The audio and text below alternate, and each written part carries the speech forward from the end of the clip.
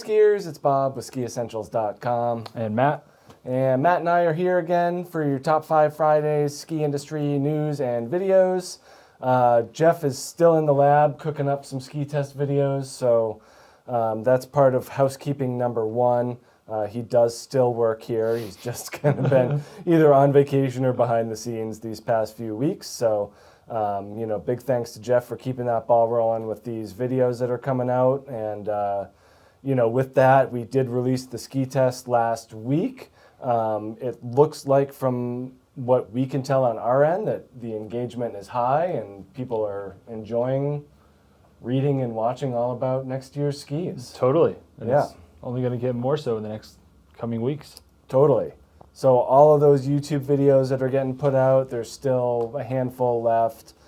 So keep your eyes open. They will pop up on the YouTube channel here, in just smaller batches rather than that huge bulk upload that I know that everyone really loves flooding their feed. But it's either that or one a day for the next year, and then we never get it done. So Exactly. we got to do it.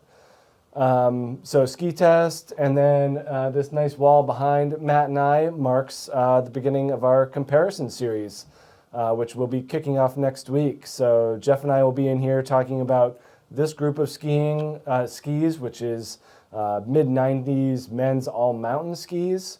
One of the small things we're doing this year, and we can touch more on it in the actual video, but we're kind of filtering out twin tips or more freestyle-oriented skis. We still have a few Origin, Camex over here that are more twin-tipped oriented, but we're generally keeping those out. So if you're looking for an ARV 94, that's why it didn't make it in this list. But Got it. Rest assured that will be covered in a twin-tip comparison video. And that's about it for housekeeping stuff. Matt, anything to add for housekeeping? Nope. All right, on Nailed with it. the news. Sweet. Topic number one here, we got an article from Jackson Hole News and Guide. This one's pretty interesting. Matt, Jackson Hole is becoming easier to ski. I thought the whole point was that it's hard to ski. Yeah, I that's what I thought too. Yeah. We did touch on this a few months ago, maybe, new ownership at Jackson Hole. And that kind of equates to new plans and new ideas. They submitted a list of 35 updates, 15 of which have to deal with terrain and lifts.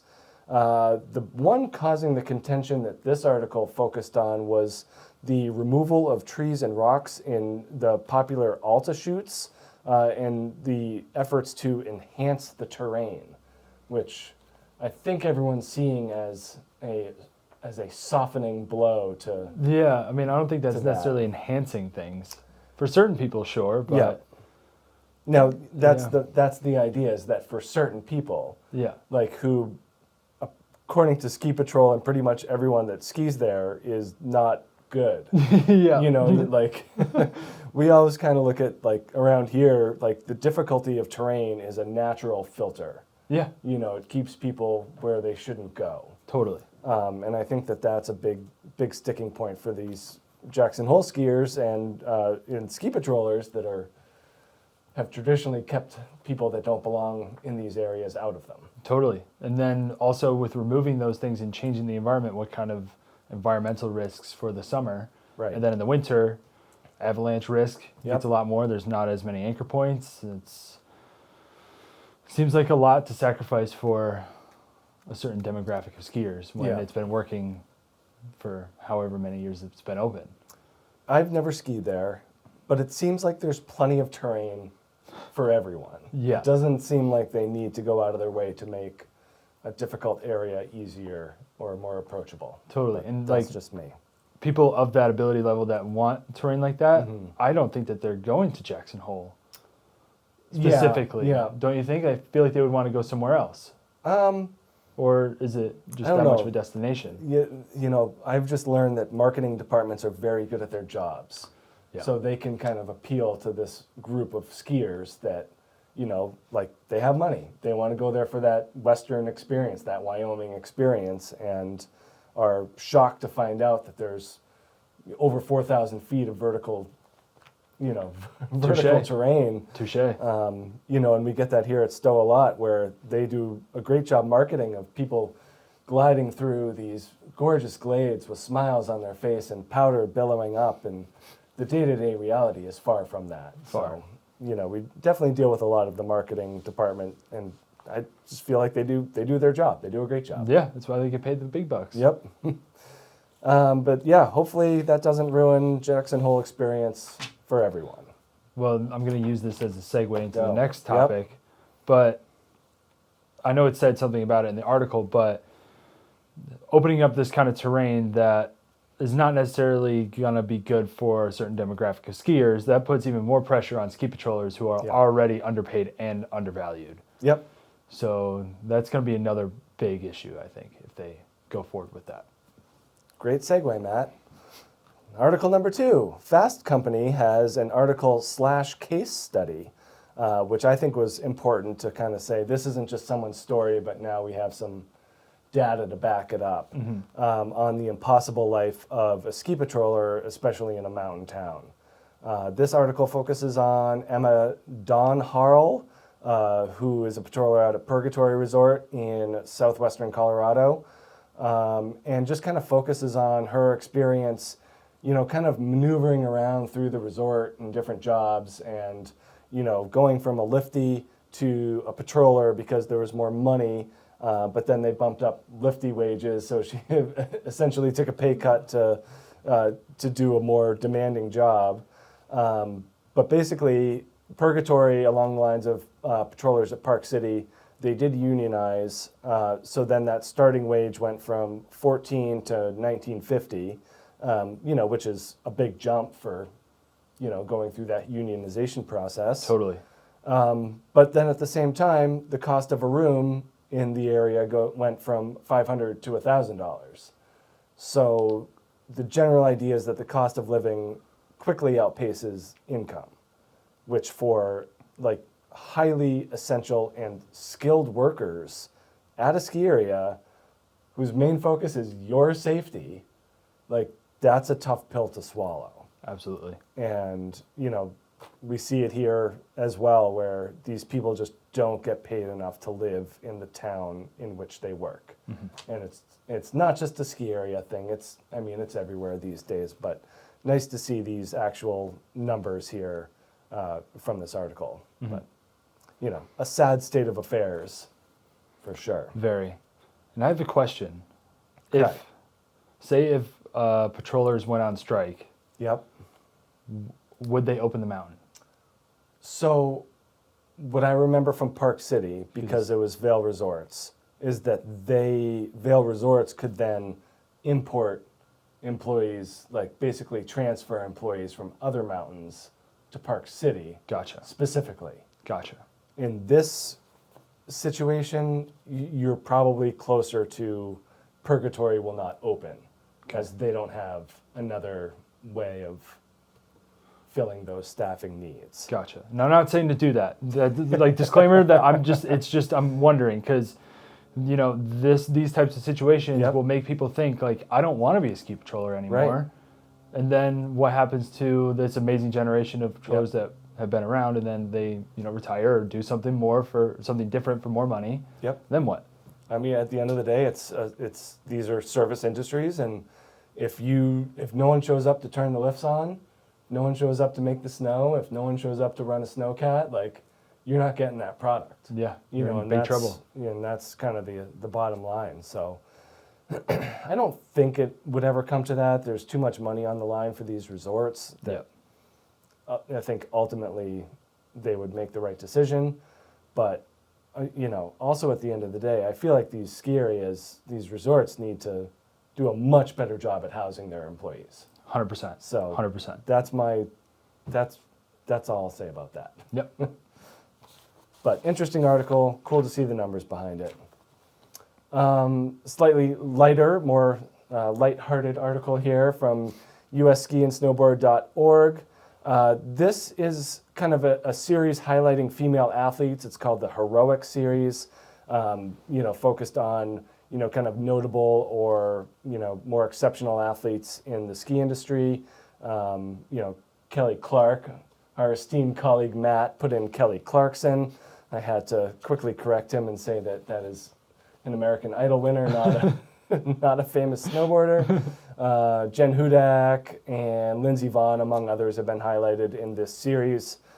This one focuses on Danelle Umstad, who is a Paralympic alpine racer and athlete with over 50 World Cup podiums. Crazy bio on this lady. Yeah. Oh my goodness. Started to become vision impaired at age 13, didn't ski until 29, and then all of a sudden gets started and becomes one of the most decorated para-alpine athletes of all time. Love it. Love it. So these vision impaired skiers, they get a guide. So I think for, who's using a headset, it happens to be her husband, Rob. So just kind of helping the skier turn and navigate these race courses, which is not easy. No, not at all. And in no way, shape is this making this sound justified. But when I was skiing at Loon and we had rainy days, they had a great adaptive program at Loon. And so there are a lot of blind skiers or, sit skiers and stuff like that. And we used to pull our hats down over our eyes and have our teammate guide us down the hill. And it was extraordinarily difficult. I can imagine, yeah. Anytime you're even in just super cloudy or foggy and you get that sense of vertigo. It's terrifying. Not knowing which way is down is terrifying. So going through that in a race course in a competitive format, I think is just incredible. Unbelievable. And then adding to that, in 2010, this poor lady diagnosed with multiple sclerosis, yet in 2014 came back and kept winning medals. So just an extremely inspiring story of someone with a passion for ski racing and the desire to do that. So follow your dreams, kids. Yeah. I feel like every time I'm on Top 5, we have one of these types of stories. Yep.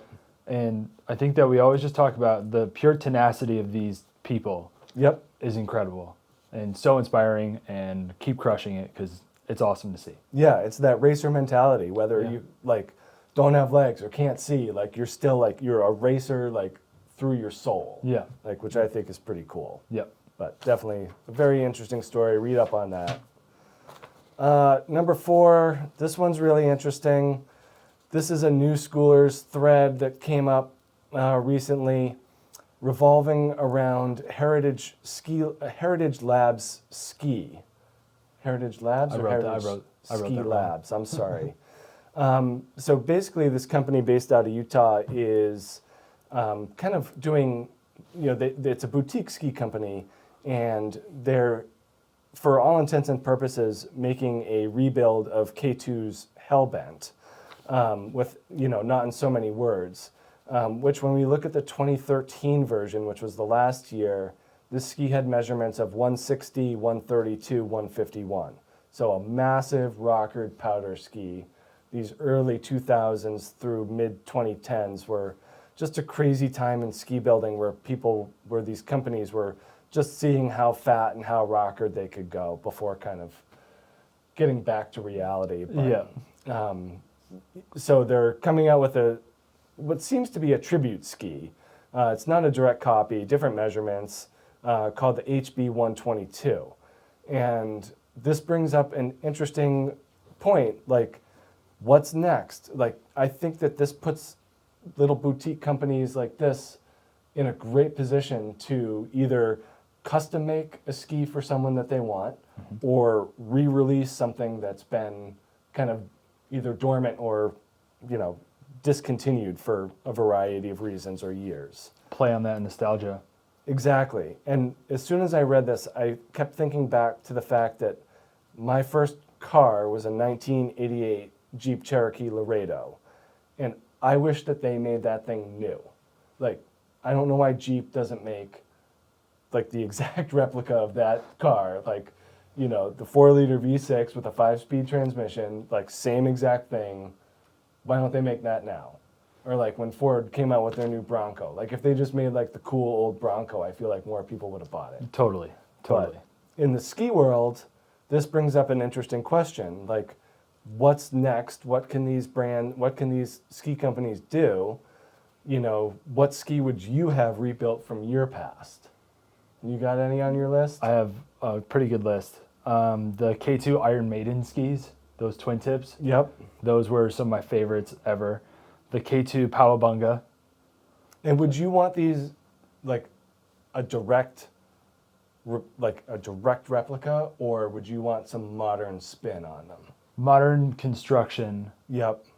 Similar, like probably a little bit more of a modern shape, almost identical graphics. Yeah. So then the Salomon BBR9. Okay, that interesting. one? Sure. That one I always thought was Yep. really cool. One of my personal favorites of all time, the K2 Shredditor. Mm-hmm. And then my first pair of park skis, the Salomon Suspect. Yep. Yeah, and like, I think that, I don't know if they have the bandwidth or the legality to just say, we're making a Suspect. Yeah, of course. Now, and of we're going to course. sell it to everybody. Salomon certainly owns rights to certain things, but yeah, like, how cool would it be if they just re-released like the 1080? Yeah. And said, okay, we're making this ski new again, putting a little twist, and redoing it. I think that would be great. So, we'll throw it to the audience here. Like, what ski would you like to see rehashed? Whether it's a graphic, like you said, like, I don't know, take my favorite ski and put my favorite graphic, like a Dynastar Vertical Assault from 1992. Like, Yeah. I would love that graphic on So cool. any new Dynastar ski, just make it look like that. Yeah. So, interesting concept. I will say, like, legally, I don't think that what Heritage is doing is necessarily, like, I don't think they're necessarily in the wrong. Right. But I also don't think it's sustainable to base an entire brand out of nostalgic old skis. You're Yeah. going to run out of them at some point. Right. And I think that you need to have your own base of foundation of your skis. And they do. They do. I glanced at their catalog. It's a really cool website and Yeah. cool online store there, and they have very interesting looking skis. Yeah. So lots of different stuff. This one in the description certainly had more references to this Hellbent specifically. Sure. But everything else looks 100% original. Sweet. And they Awesome. look great. They look awesome.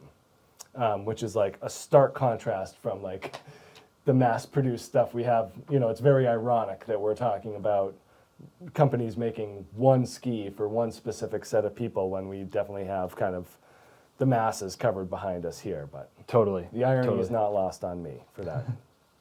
But yeah, cool stuff here from Heritage. Check it out. Edits of the week. Number 1, Line Traveling Circus, Season 16. It's been going on for a long time, Matt. How old were you when Season 1 came out? Season 16. If we're I saying was like year is a season. maybe between 6 and 8 Yeah, years so old. like, That's crazy. yeah, it's back in the day. When I was so young watching the Traveling Circus, it was Yeah. the jam. I'd watch episodes over and over and Yeah. over again. I can't believe they're still doing it. Yeah. And like, how are their bodies still able to do it? I don't know. It's super creative. I really like Yeah. this stuff. This one's just full of Norway shenanigans. So, most of you, if you're watching this, are probably well aware of Lions Traveling Circus. So make sure you check that out. Number 2, we got a teaser for Crescendo from Good Company. Some headliners here: Colby Stevenson, Tom Wallish, and Maggie Voisin. This is just a minute and a half little teaser for this movie, and looks pretty sweet. Totally. Good Yeah. Company always comes out with some good stuff. So Yep. Good mix, big drops, deep snow, urban stuff. Yep. So, Covering all the bases. yep. And then number 3, this is funny. With our ski test, we always ask our testers what level of aggressiveness they are on a scale of 1 to 11. And we just end up seeing a lot of 11s from our testers. And I'm fully supportive of you being confident in your skills and everything like that. But I sent this clip to Jeff 2 weeks ago. I said, this is an 11. Yeah. Everyone else who's putting an 11 needs to watch this and be like, is this you? Are you sure? So is Jordan or Jordan legal? I'm sorry, I don't know the pronunciation. I'm going to go with Jordan. Okay, there's an E on the end of Jordan. Basically set a world record for biggest alpine send of all time. This video is certainly on the viral side of the spectrum. And just, you got to watch it, and you got to watch this whole 5-minute video, but the jump is nuts. Just incredible hang time. Nordic jumpers are going farther. Of course. But that's what they do. They're on a design course for it. Exactly.